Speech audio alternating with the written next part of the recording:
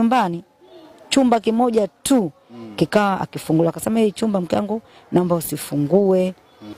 Alishaniambia yani nakuweka dukani mke wangu kwa nia nzuri tu, sitaki ufungue. Yani ukishafunga sitaki ufungue tena kurudi nyuma ufungue mlango, na sitaki uhesabu hela. Yani mara nyingi ananisisitiza sana. Nikamwambia sawa basi kae naenda, mimi nikimaliza sihesabu hela. Kwa hiyo yani sijui mimi dukani nauza shingapi. Sijui yani sielewi chochote napata shingapi dukani, japo vitu vinauzika.